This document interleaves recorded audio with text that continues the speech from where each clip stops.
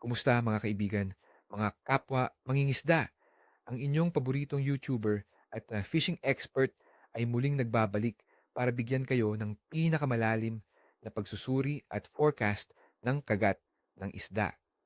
Ngayon, pag-uusapan natin ang mga kondisyon sa pangingisda sa buong Pilipinas para sa araw ng Enero 4, 2026. Ano kaya ang handog sa atin ng kalikasan sa araw na ito? Mayroon bang nagtatago na mga sorpresa sa ilalim ng tubig? Manatili kayong nakatutok dahil ibubunyag ko ang lahat mula sa panahon hanggang sa pinakamabisang diskarte para hindi kayo umuwi ng nganga. Ang araw na ito ay maaaring maging medyo capricious, pero sa tamang impormasyon, sigurado akong makakakuha kayo ng magandang huli. Mga uri ng isda at estratehiya sa pangingisda. Para sa Enero 4, 2026, may ilang uri ng isda na sa aking karanasan at sa datos na nakalap natin ang magiging aktibo. Tingnan natin ang ilan sa kanila. Una, ang talakitok, giant trevally. Saan hahanapin? Ang mga talakitok, mga kaibigan, ay kilalang matatalinong maninila. Sa mga araw na may bahagyang pag-ulan at mainit na temperatura ng tubig, maaaring makita sila malapit sa mga estruktura ng reef, malalim na drop-offs, o maging sa bunganga ng ilog kung saan may daloy ng tubig na nagdadala ng pagkain. Ang init ng tubig na nasa 26 hanggang 27 degrees Celsius ay perpekto para sa kanila. Malakas ang kanilang kagat, lalo na sa umaga at hapon. Paano hulihin? Gumamit ng medium hanggang heavy spinning o bait casting rod at reel. Ang mga popper o stick bait sa ibabaw ng tubig ay napakabisa para maakit ang kanilang atensyon. Kung mas gusto ninyo ang live bait, maliit na isda o pusit ay siguradong hindi nila tatanggihan. Tandaan, agresibo ang kanilang kagat, kaya maging handa. Pangalawa, ang lapu-lapu, grouper, at maya-maya, red snapper. Saan hahanapin? Ang lapu-lapu at maya-maya ay mga hari ng ilalim ng dagat. Hanapin sila sa mga lugar na may maraming bato, butas, at mga estruktura ng coral reef kung saan sila nagtatago at umaabangan ng pagkain. Ang mainit na tubig ay nagpapanatili sa kanilang aktibo sa paghahanap ng pagkain. Paano hulihin? Pinakamabisang gamitin ay bottom fishing rig na may mabigat na line dahil malalaki ang mga ito. Ang sariwang cut bait tulad ng pusit, maliit na isda o live shrimp ay ang pinakamabisang pain. Siguraduhing matibay ang inyong mga gamit dahil malakas din silang lumaban at may kakayahang bumalik sa kanilang pinagtataguan.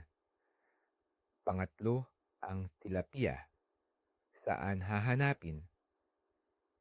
Para sa mga mahilig sa panghuli sa sariwang tubig, ang tilapia ay laging isang magandang opsyon. Hanapin sila sa mga palaisdaan, lawa at ilog na may mabagal na daloy. Aktibo sila, lalo na sa mainit na tubig at kung saan may abundanteng pinagkukunan ng pagkain. Paano hulihin? Gumamit lamang ng light tackle at float fishing na diskarte. Ang tinapay, mais o bulate ay napakabisa para sa tilapia. Subukan ding gumamit ng maliliit na pellets ng pakain ng isda. Simple lang pero napakabisa. Pagsusuri sa mga kondisyon ng panahon at tubig. Ngayon, pag-usapan natin ang mga dahilan sa likod ng ating forecast para sa araw ng Enero 4, 2026. Panahon. Ayon sa forecast, asahan natin ang bahagyang pag-ulan sa buong araw at gabi. Mayroong 45% na posibilidad ng pag-ulan sa araw at gabi.